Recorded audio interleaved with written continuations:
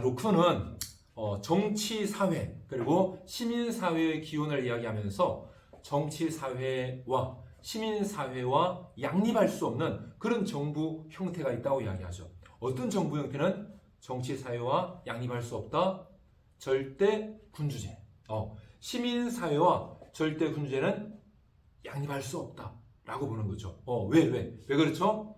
정치, 사회나 시민 사회는 그 사람들 사이에 분쟁이 있었을 때 그 분쟁을 해결해 줄 수 있는, 사람들이 호소할 수 있는 누가 있다? 권위를 지니고 있는 재판소, 재결권을 지니고 있는 그런 재판소가 있어야 되는데, 절대 군주와 그 지배 아래에 있는 시민들 사이에 분쟁이 일어났을 때는 그런 해결해 줄 수 있는 공통의 권위를 지니고 있는 재판소가 없다.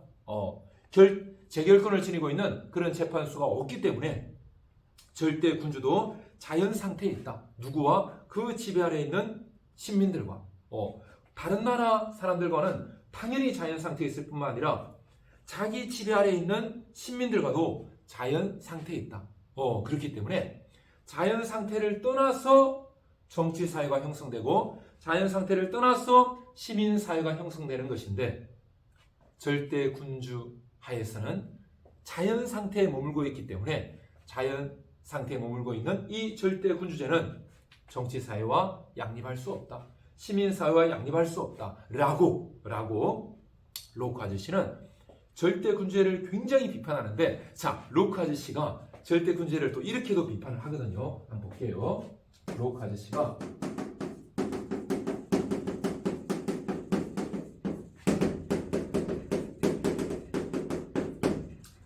절대 군주제를 엄청나게 비판하는데 어떻게 이야기하느냐면, 자, 이런 이야기를 합니다. 모든 정부 형태처럼 절대 군주 하에서도 사실은 법이 있다는 거죠. 사실 법이 있죠, 그죠? 절대 군주 하에서도 법이 있죠. 우리 홉스 아저씨를 또 올릴 수 있는데, 홉스 아저씨 절대 군주제를 엄청 좋아하죠.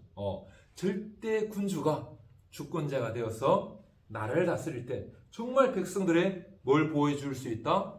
평화, 그리고 백성들의 안전을 가장 잘 보호해줄 수 있는 것이 바로 뭐다? 절대 군주제다.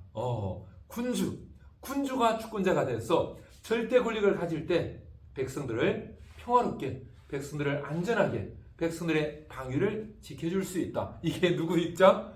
홉스 아저씨. 그런데 홉스 아저씨도 그런 절대 군주 하에서 뭐가 있다? 법이 있다. 누가 만든? 주권자가 만든, 절대 군주가 만든 법이 있다. 무슨 법? 시민법.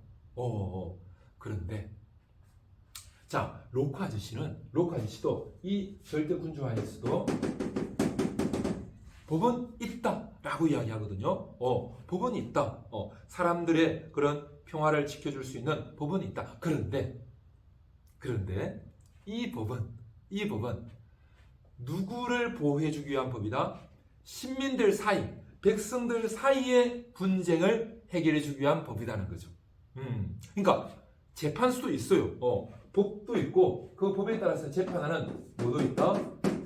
재판관, 재판소도 있다. 재판관도 있다. 그런데 문제는 뭐냐? 이 법과 이 재판소는 누구와의 분쟁을 해결해 주지는 못한다? 신민과 절대 군주 사이의 분쟁을 해결해 주지는 못한다. 단지 백성과 백성, 신민과 신민 사이의 분쟁의 해결, 신민과 시민 사이에 서로 권리 침해를 하지 못하도록, 신민과 시민 사이에 서로 폭력을 행사하지 못하도록 하는 것이 법 재판소의 목적이다.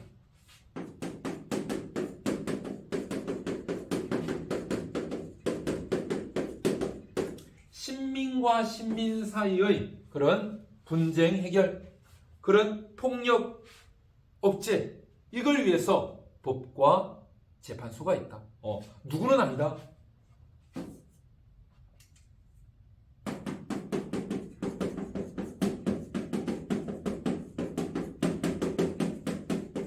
신민과 절대 군주 사이의 분쟁을 해결해 주지는 못한다는 거죠.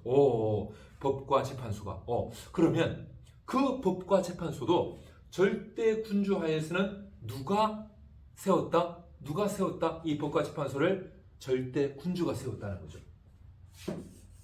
이 법과 재판소를 세운 사람은 바로 절대 군주라는 거죠. 자, 그러면 절대 군주는 왜 법과 재판소를 세웠을까요?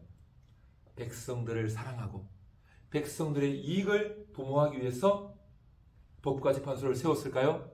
아니라는 거죠. 이거 아니라는 거죠. 절대 군주가 법과 재판소를 세운 이유는 백성들, 시민들의 행복, 평화,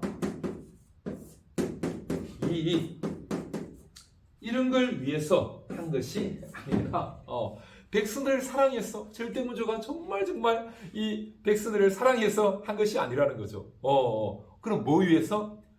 자기 자신을 위해서. 절대 군주 자기 자신의 이익, 자기 자신을 사랑해서 법과 재판소를 세운 것이지 백성들을 사랑해서 세운 것이 아니다.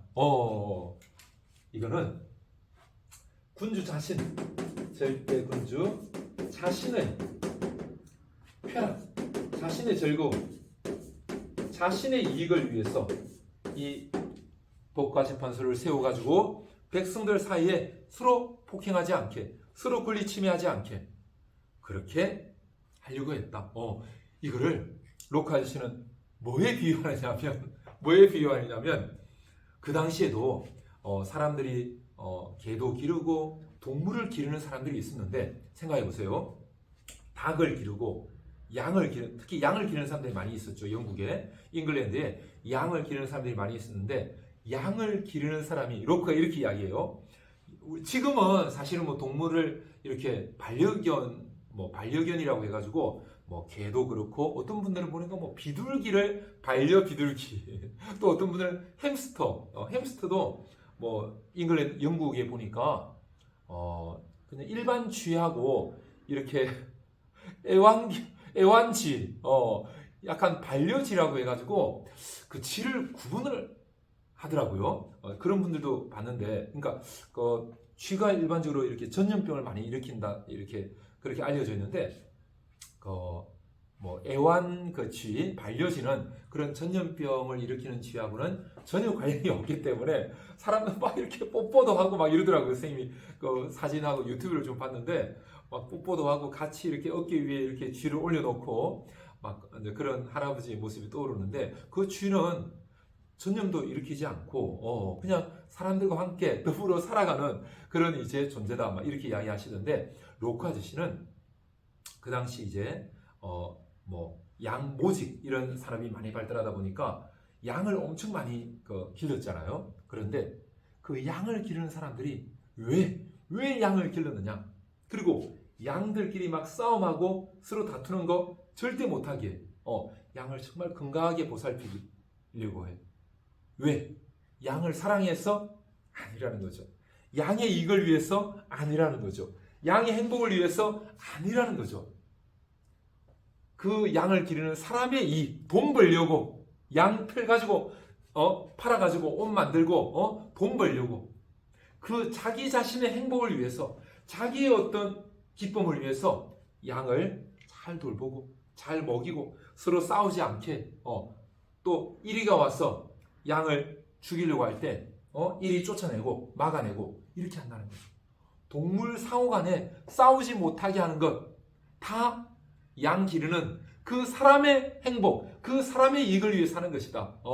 이게 바로 절대 군주가 법을 만들고 재판소를 만들어서 재판관을 임명해가지고 시민들 사이, 백성들 사이에 서로 폭행하지 않게, 서로 권리를 침해하지 않게, 서로 다투지 않게 백성들을 잘 보호해 주는 이유는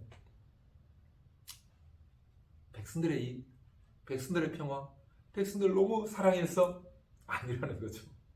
오직 군주 자신을 위해서다. 그러니까 로크 아저씨가 1632년에 태어났으니까 1625년부터 1649년 처형될 때까지 통치했던 누구? 찰스 1세였죠. 그러니까 1949년에 처형됐으니까 49년부터 로카시가 태어났던 32년을 빼면 몇 년이죠? 17년. 17년간을 찰스 1세의 통치를 받았죠. 물론 어린 시절이었죠. 로카시 어린 시절은 찰스 1세가 통치했고 49년에 찰스 1세가 처형당한 다음에 누가? 크로멜이 잉글랜드를 통치하죠. 그 아들 크로멜이 또 이어받죠. 그죠? 그래가지고 1660년까지 1660년에 다시 누가? 찰스 2세가 다시 왕권을 잡죠. 이거를 우리가 뭐라고 불렀죠? 왕정 복고. 왕정이 다시 돌아왔다. 몇 년 만에? 11년 만에.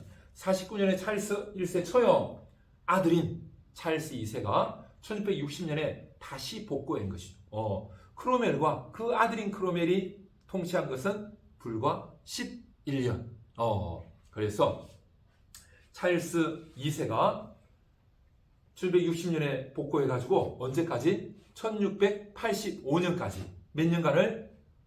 25년 동안 잉글랜드를 다시 통치하죠. 그러니까 주로 로크가 활동했던 시기, 그 시기가 바로 이 찰스 2세가 활동하던 시기였죠. 1660년이니까 로크 아저씨가 몇 살이죠? 32년이니까 28살 때죠. 그죠? 로크 아저씨 28살 때부터 1685년이니까 로크 아저씨 몇 살이죠? 85년이면 53세. 그죠? 32에서 85, 53세가 되죠. 로크 아저씨 28살 때부터 53세. 로크 아저씨가 주로 활동하던 그 시기는 누구였다? 찰스 2세였다. 근데 찰스 2세 어떻게 했죠? 왕정 복구한 다음에 우리 아버지를 죽인 놈, 우리 아버지를 죽이는데 찬성했던 그 크로멜 편에 썼던 놈들 다 나와. 다 죽였죠. 그리고 로크 아저씨도 신변의 유혹을 느껴가지고 어떻게 하죠? 나중에 네덜란드로 피신하죠. 물론 그 피신한 것은 로크 아저씨 같은 경우는 1683년에 피신하죠. 그러니까 찰스 2세가 죽기 2년 전에 이러다가 나도 이 찰스 2세 이놈한테 나도 죽겠다. 그래서 그 로크가 이렇게 존경하고 따르던 셰프츠베리 백작도 그 셰프츠베리 백작도 죽음의 위협을 받아가지고 네덜란드로, 그 당시 가장 자유로웠던 나라 바로 네덜란드로 피신하고, 왜냐하면 그 셰프츠베리 백작이나 로크 다 개신교도였는데 네덜란드를 통치하던 그 사람이 빌럼이었죠. 빌렘. 그 네덜란드의 빌렘. 네덜란드 말로는 빌렘이고 영어로는 윌리엄이죠. 윌리엄. 그 네덜란드를 통치하던 윌리엄이 바로 프로테스탄트, 개신교였죠. 아내인 메리 2세도 역시 프로테스탄트. 물론 그 메리 2세의 아버지가 누구? 아버지가 바로 찰스 2세가 1685년에 사망하고 그 85년에 찰스 2세의 동생이었던 누구? 제임스 2세가 85년에 잉글랜드의 왕이 되죠. 그 제임스 2세의 딸이 누구? 메리 2세. 사위가 누구? 빌렘이라고도 하고, 그 빌렘이 영어로는 윌리엄이 바로 그 제임스 2세의 누구? 사위였던 거죠. 사위. 근데 메리 2세의 아버지였던 제임스 2세는 카톨릭 쪽이었는데 이 메리 2세와 그리고 남편이었던 윌리엄은 누구? 프로테스탄트, 개신교도였기 때문에 그 개신교를 믿는 셰프츠베리 백작, 로크 이런 사람들이 그 프로테스탄트를 믿고 자유로운 네덜란드로 피신한 것이죠. 하지만 뭐 때문에 생명의 위협을 받아가지고 로크도 이러다가 내가 누구에 의해서 찰스 2세에 의해서 나도 죽겠다 해서 죽지 않기 위해서 네덜란드로 피신을 1683년에 하게 되죠. 그래가지고 나중에 이제 명예혁명이 1688년에 일어난 다음에 다음해인 1689년에 그 메리 2세를 수행해서 로크가 어디로? 잉글랜드로 돌아오죠. 그 메리 2세가 메리 여왕이 되고 남편이었던 윌리엄이 잉글랜드 윌리엄 3세로 공동 군주가 되는 것이죠.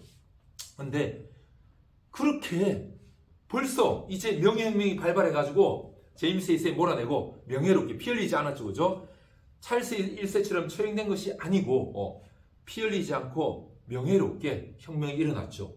혁명이 성공하고 이 통치론, 로크의 통치론이 나왔죠. 그죠? 명예혁명을 정말 잘된 혁명이다.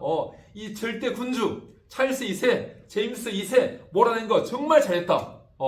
라고 했는데 로크 아저씨가 이 책을 내면서 자기 이름을 밝히지 않은 거죠. 익명으로 냈습니다. 왜 그럴까요? 왜 그럴까요?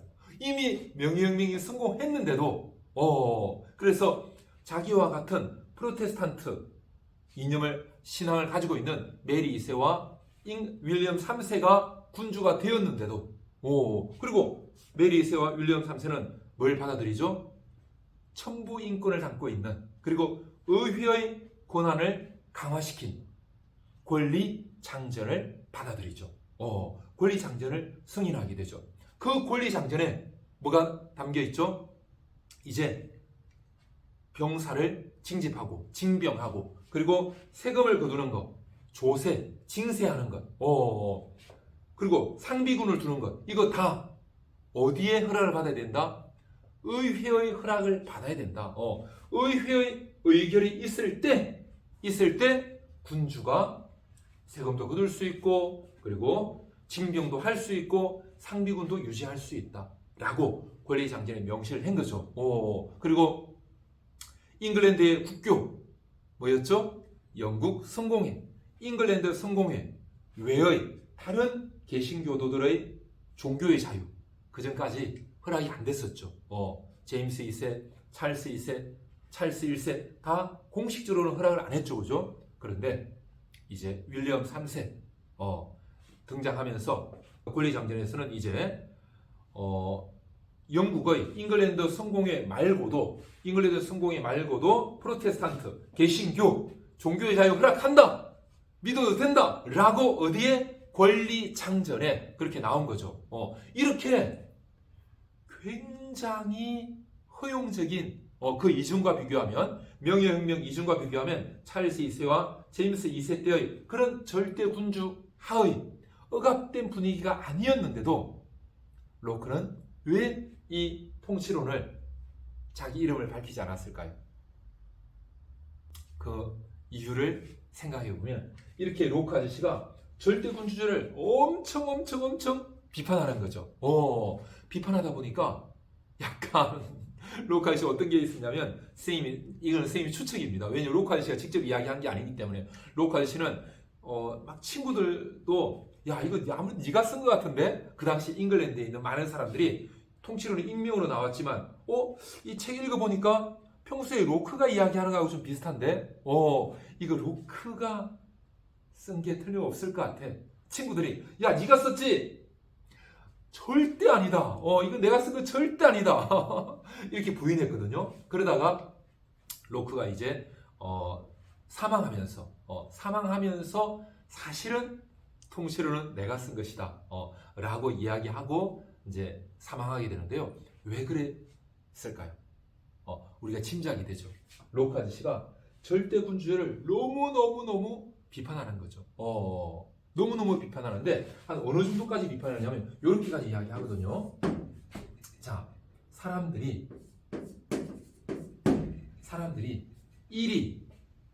1위로부터 늑대로부터 자기를 지키려고 야 1위 이놈들 어떻게 하면 우리 들어와서 우리 양들 잡아가지 못하게 우리가 1위를 어떻게 하면 울타리를 칠까 이렇게 막 엄청 고민한다는 거죠. 그런데 1위와 늑대로부터는 자기를 지키고 자기 양을 지키려고 하면서 사자 더 무서운 힘을 가지고 있는 더 난폭한 그런 사자에게는 아무 울타리를 치지 않는다는 거죠. 사자가 오는데 그냥 사자 왔으니까 안전해? 오, 사자 왔으니까 안전하다 하다가 사자에게 먹힌다는 거죠. 사자에게 자기도 먹히고 자기가 가지고 있던 양들도 다 먹힌다는 거죠. 바로 이 이리와 사자를 비교하면서 훨씬 더 이리보다 힘도 세고 더 난폭하고 더 잔인한 그놈이 바로 누구다? 절대 군주다. 이놈이 바로 절대 군주다. 훨씬 나쁜 놈, 훨씬 인민들에게 훨씬 더 큰 피해를 주는 놈, 훨씬 더 큰 아픔을 주는 놈, 훨씬 더 생명을 더 많이 해치는 놈, 그놈이 바로 사자, 그놈이 바로 절대 군주다. 요 1위는 누구? 바로 신민들 사이. 그러니까 절대 군주가 법을 만들고 재판소 만들고 재판관 만들어서 신민들 사이에 폭력은 없애려고 해. 그래서 사람들이 이 법이 있으니까 좋다. 재판관이 있으니까 좋다. 우리 사이에 이제 폭력이 없구나. 그런데 홉스를 로크는 비판하는 거죠. 홉스를. 홉스의 리바이어든 이 명예혁명이 일어난 다음에 로크가 통치론을 발간한 1689년, 홉스의 리바이어든은 1651년이죠. 몇 년 차이? 38년 전에 나왔던 리바이어든을 로크가 읽어보고 뭐야 홉스, 뭐야 이거? 이거 왕에게 아첨하는 거 아니야? 왕에게 절대 권력을 주라고? 왕이 최고의 주권자라고? 절대 군주가 최고의 주권자라고? 이거 정말 왕에게 아첨하는 이거 진짜 나쁜 놈 아니야 홉스? 이거는 홉스의 말대로라고 한다면 왕이 하는 어떤 행동도 백성들에게 불리한 행동이었고 백성들의 권리를 침해하지도 않아? 그러면 왕은 어떤 행동을 해도 돼. 그러면 나를 죽이더라도 사자가 이리가 죽이는 것은 안 되지만 사자가 죽이는 것은 안전한 거야 라고 하는 거하고 똑같아. 라고 누가 누구를? 로크가 절대 군주제를 옹호하는 사람들, 특히 누구? 홉스와 같은 사람들. 물론 로크가 명시적으로 홉스를 이야기하지는 않지만 리바이어든을 이야기하거든요. 리바이어든 누가 쓴 거? 홉스가 쓴 거. 그거를 로크가 언급하면서 이 절대 군주제를 옹호하는 이 사람들은 이리가 와서 자기 자신을 해치고 양을 해치는 것은 막으려고 하면서도 사자가 와서 자기를 죽이려고 하는 것은 나 안전해. 사자님 입속에 들어가니까 안전해. 미친놈이다. 절대 군주제를 옹호하는 놈들은 미친놈이다. 라고 이야기하는 사람이 바로 로크라는 거죠. 그러니까 얼마나 그 절대 군주제 하에서 많은 개신교도들이 죽었죠. 그리고 그 의회파 많은 사람들이 죽었죠.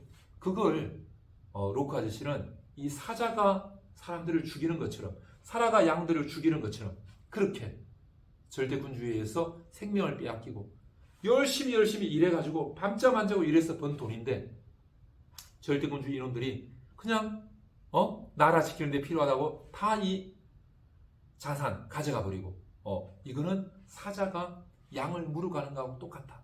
이렇게 비판한 거죠. 이렇게까지 신랄하게 절대 군주를 비판하다 보니까 로크가 어떤 생각을 하냐면 이게 정세가 변화될 수 있잖아요.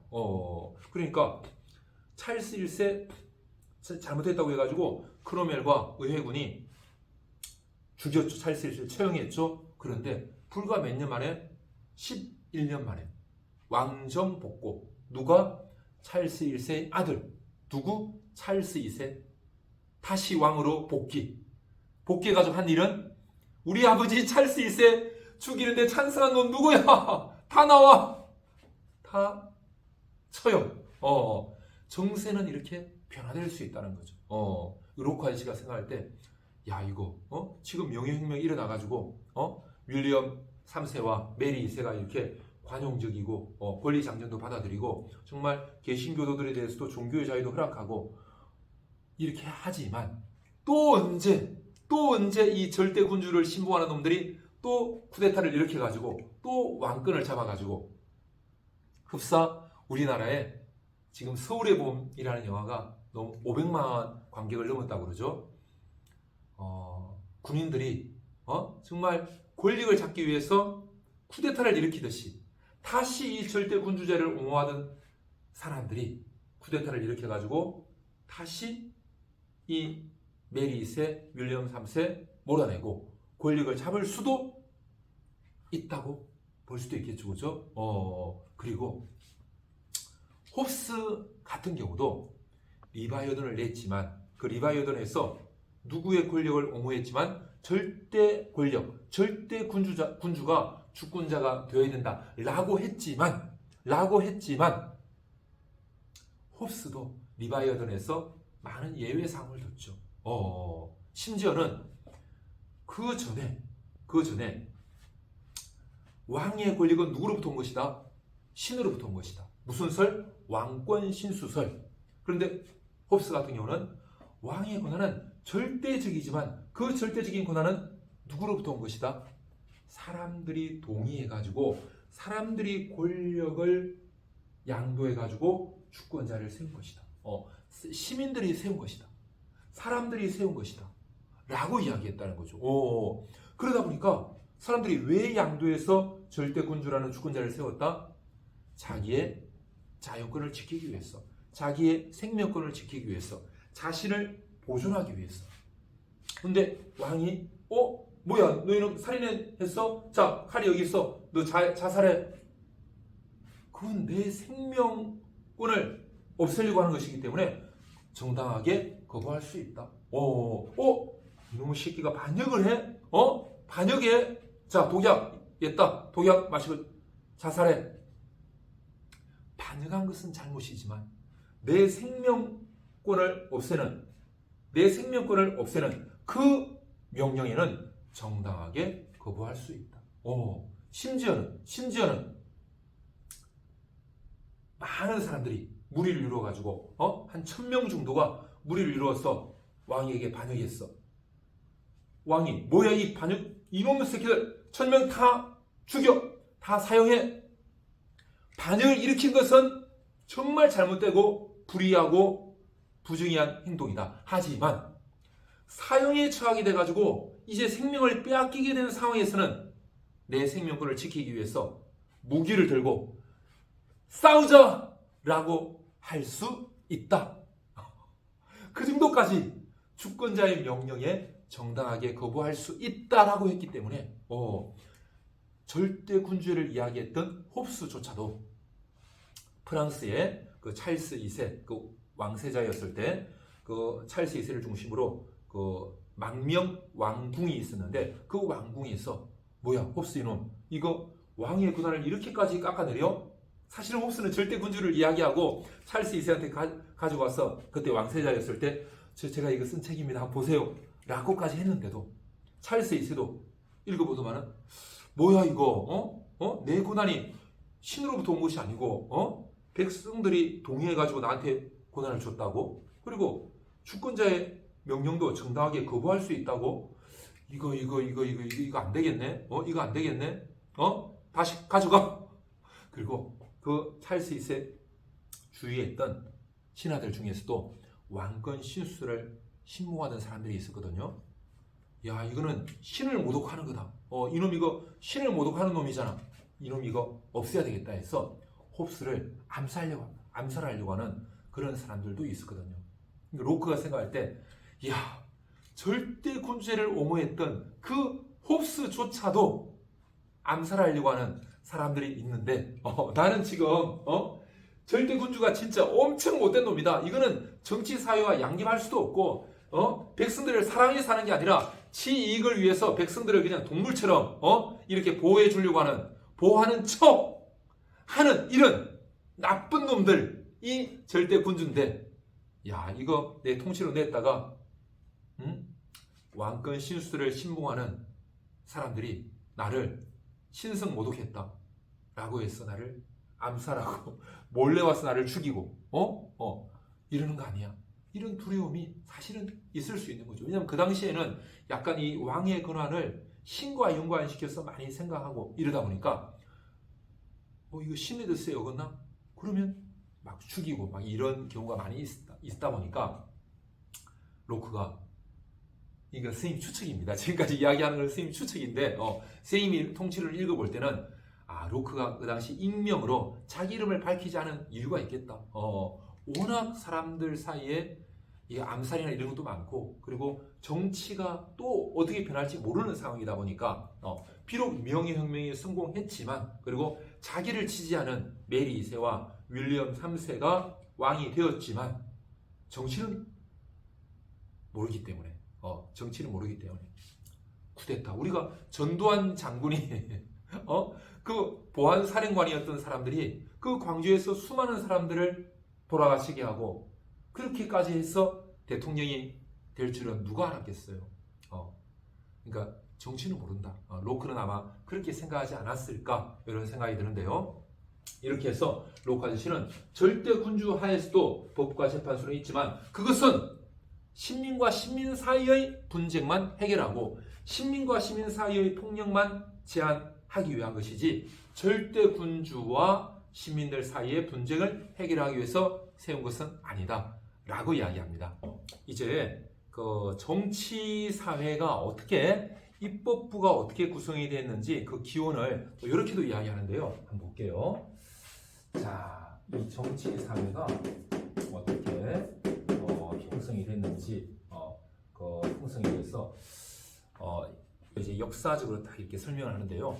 어떻게 설명하냐면, 처음에는 아주 그 사람들이 딱 보니까 너무나 지혜롭고 너무너무 선량해. 선생님도 선생님 주위에 약간 그런 분이 있거든요. 이렇게 정말 착할 수가 있나. 같이 생활하면서 너무 착하다, 그리고 너무 지혜롭다, 이런 분이 있거든요. 그래서 선생님이 이제 자주 여쭈어보고 또 그 도움을 받고 막 이렇게 하는데요. 이렇게 너무 선생님이 볼 때 이분은 항상 선량하게 이렇게 판단하고 결정하시는구나, 그리고 너무너무 지혜롭게 판단하고 행동하시는구나, 이렇게 생각이 드니까 어떤 작은 일이라도 이렇게 막 여쭈어보고 싶고, 우리 학교에 좀 중요한 일을 이분이 하셨으면 좋겠다, 이런 생각을 할 때도 있거든요. 근데 처음에 사람들이 그랬다는 거예요. 사람들이 이렇게 너무 지혜롭고 너무 탁월하고 미덕을 갖추고 올바른 분이다, 정말 지혜로운 분이다, 이렇게 막 존경하다 보니까 암묵적으로 사람들이 동의해가지고 이렇게 권위를 그분한테 인정하고, 또 그 사람들 사이에 아주 중요한 그 통치를 그분한테 이렇게 암묵적으로 맡기게 됐다는 거예요. 그래서 그분이 이렇게 사람들을 다스렸는데, 그게 로크 아저씨는 좀 실수였다. 왜? 앞을 내다보면 이제 그 사람이 또 이렇게 승계를 누가 또 승계하게 되는데, 승계를 하게 되면 이 사람처럼 지혜롭고 이 사람처럼 선량하고 이 사람처럼 올바른 사람이 아닌 사람이 승계할 수도 있는데, 거기까지 생각하지 못한 게 좀 부주의했다, 무지했다, 실수였다, 이렇게 보는데요. 그래서 나중에는 정말 좀 원래 처음에 권위를 맡길 때의 사람과는 다른, 선량하지도 않고 자기 욕심만 챙기고 자기 이익만 챙기고 남은 어떻게 되든 말든 남을 짓밟고라도 내 이익만 챙기면 돼. 광주에서 몇천 명의 시민들과 학생들을 죽이더라도 나만 대통령 되면 돼. 나만 권력 차지하면 돼. 이런 사람들처럼 나만 장군 되면 돼. 그래서 전두환 장군님 따라서 내가 한번 이번 쿠데타에 나도 한번 따라가면 광주에서 사람들 좀 죽든 말든 나도 이번에 쿠데타에 참가하면 나도 별 달 수 있지 않을까, 이런 사람들을 죽이더라도 내가 권력을 잡아야 되겠다, 이런 사람이 그 통치자가 되어가지고, 그러면 이제 사람들의 안전이 지켜지지 않는다는 거죠. 이제 사람들이 나쁜 통치자 아래에서 사람들의 어떤 안전, 그리고 사람들이 보장받고 싶어하는 뭐가 있었죠? 소유권, 프로퍼티, 재산이 있었죠. 이 재산을 보장받아야 되는데, 우리가 그 사람의 소유주죠. 가장 대표적인 재산, 가장 대표적인 소유 뭐였죠?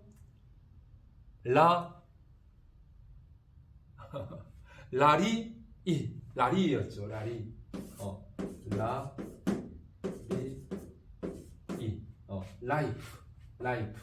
라이프 생명이죠. 그죠?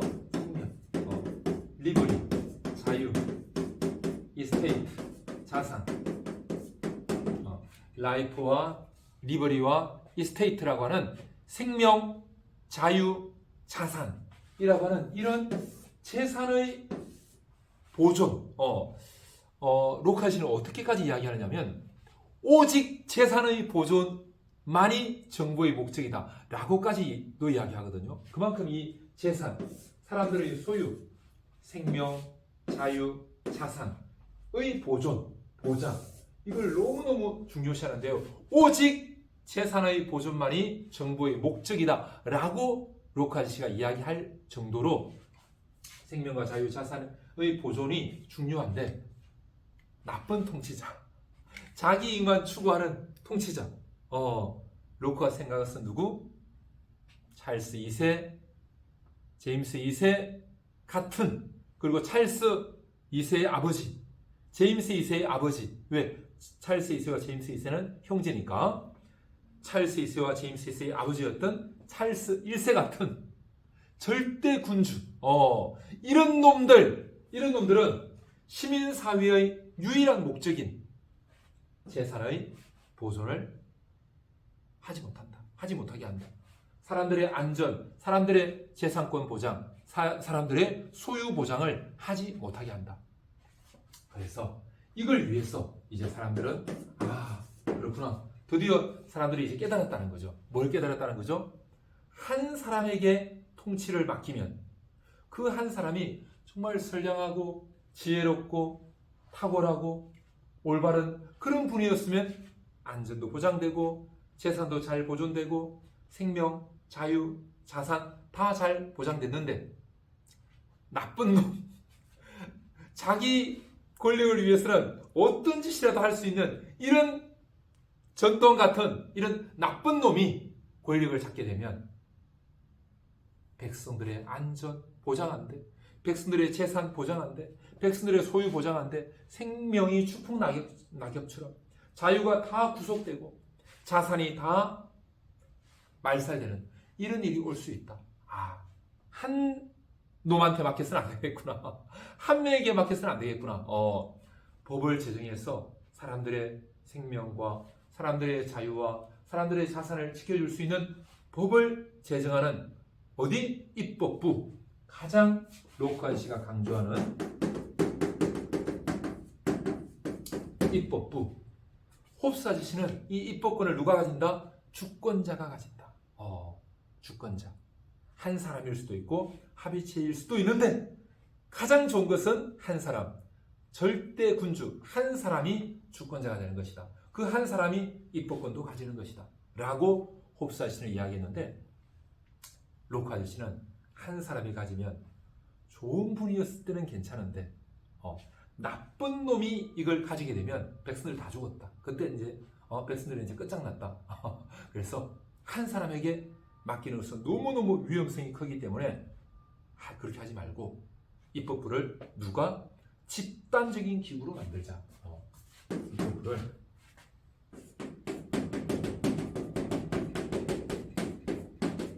집단적, 사람들이 함께 참여해서 함께 하나님이 주신 이성을 가지고 의논하고 하나님이 주신 양심을 가지고 서로 협의해서 법을 만드는 그런 기구로 입법부를 만들어야 된다. 그래서 로마에 한 600명이 참여했던 원로원, 잉글랜드의 의회와 같이 사람들이 집단적으로 참여하는 그런 집단적인 기구가 되게 해야 된다. 무엇이? 사람들의 재산을 보호해줄 수 있는, 사람들의 분쟁을 막을 수 있는 입법부가. 로카시는 입법부를 최고의 권력으로 보죠. 그래서 입법부를 집단적 기구로 해야 된다라고 이야기하고요. 여기에서 로카시가 또 이런 이야기도 하는데요. 이제 입법부가 집단적 기구가 되어서 뭘 만들죠? 법을 만들죠. 그러면 그 법에는 누가 복종했다? 그 법에는 그 시민사회의 모든 사람들이 복종했다. 이 법에는 시민사회의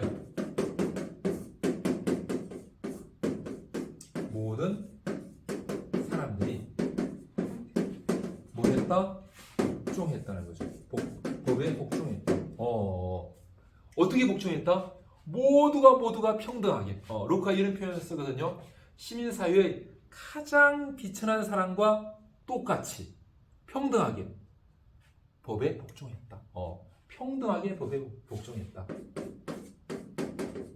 이 복종은 평등한 복종이었다는 거죠. 근데 사실은 누구는 제외됐죠? 노예는 제외됐죠. 왜? 노예는 시민사회의 일원이 아니기 때문에. 왜? 로크 아저씨가 볼 때 시민사회는 무엇의 보존을 목적으로 한다? 재산의 보존을 목적으로 한다. 그런데 노예는 재산이 없다. 생명, 주인이 그냥 죽일 수 있다고 본 거예요. 왜? 전쟁에서 포로가 됐기 때문에. 포로가 됐던 사람들이었기 때문에 전쟁에서 졌기 때문에 그냥 죽이는 거 당연하다. 그러니까 지금 우리가 생각하면 그건 아닌데 전쟁에서 졌다고 해서 그냥 러시아 사람들이 우크라이나 군인들 그냥 함부로 죽이고 그건 아니죠.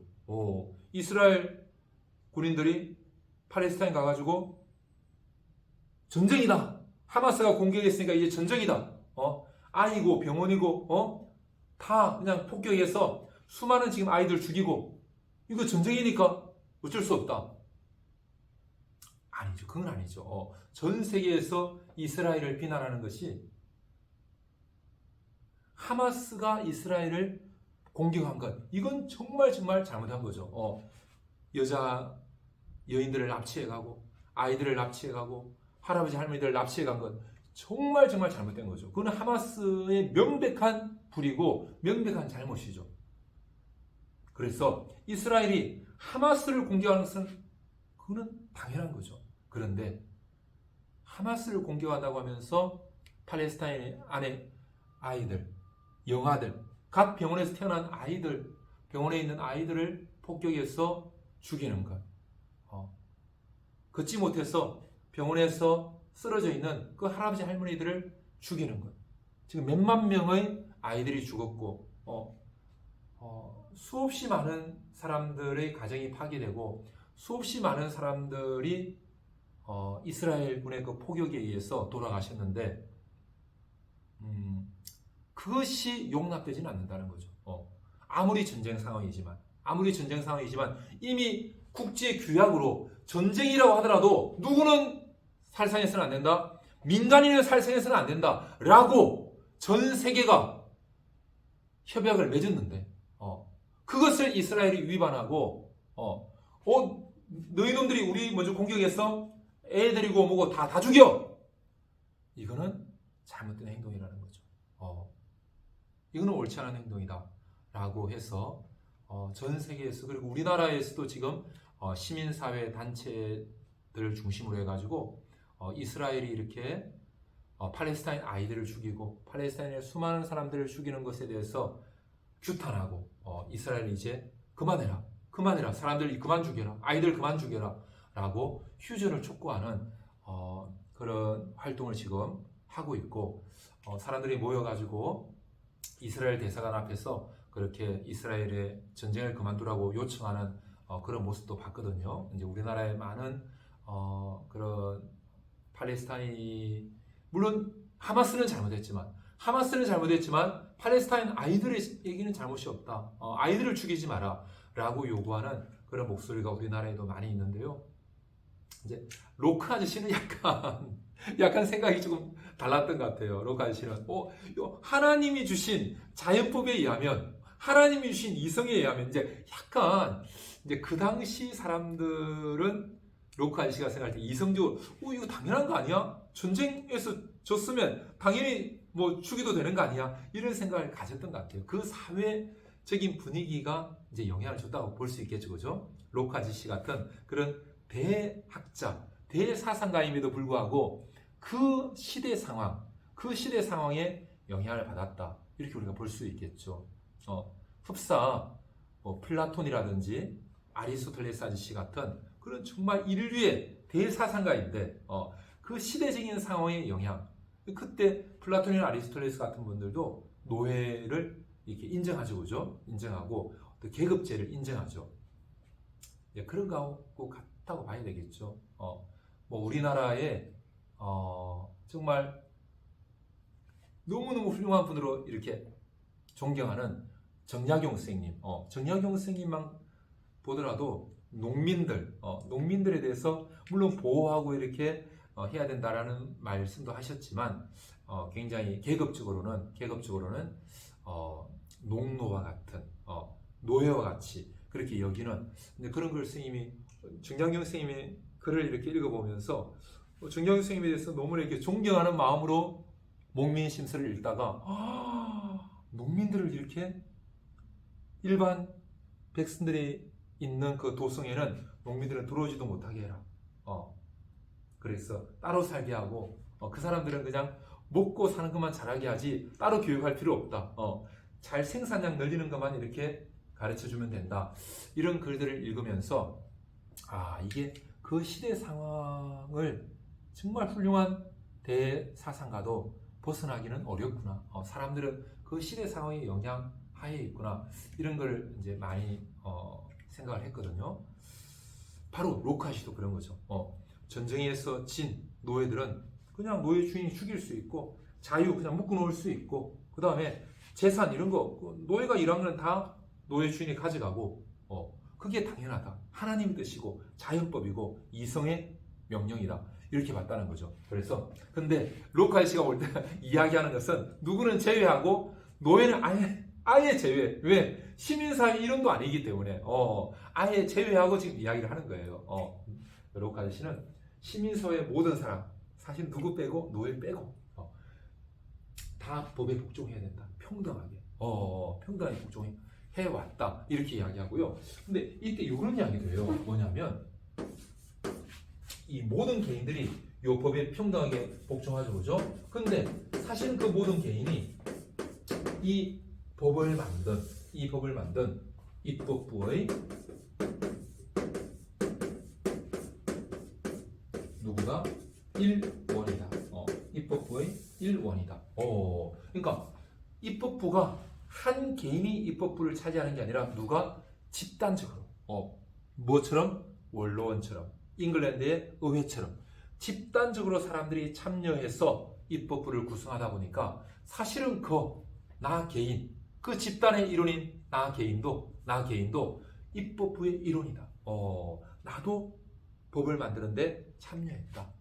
그래서 법을 만드는데 참여하고 그리고 그 시민사회 모든 사람과 함께 법에 평등하게 복종해야 된다. 그러니까 홉스 아저씨 같은 경우는 주권자가 입법권을 가지고 법을 만들죠, 그죠? 법을 만들고 근데 주권자의 또 모든 행위는 백성들 본인의 행동이다. 그런 이야기를 하죠. 그래서 주권자의 행동은 다 불의한 것이 또 아니고 권리 침해가 어떤 경우도 권리 침해가 될 수 없다. 뭐 이런 이야기를 했는데 로카시 같은 경우는 입법부가 집단적 기구가 돼야 되고 그래서 모든 개인은 그 입법부가 만든 법에 평등하게 복종해야 되고 그리고 그 개인들은 입법부의 일원이다. 이런 이야기까지 로카 아저씨가 했습니다. 그렇게 흘러왔다. 이렇게 이제 설명을 하고요. 그러니까 결국 뭐를 비판하는 거죠? 절대군주. 니놈은 뭐길래 법에 복종하려고 하지도 않느냐?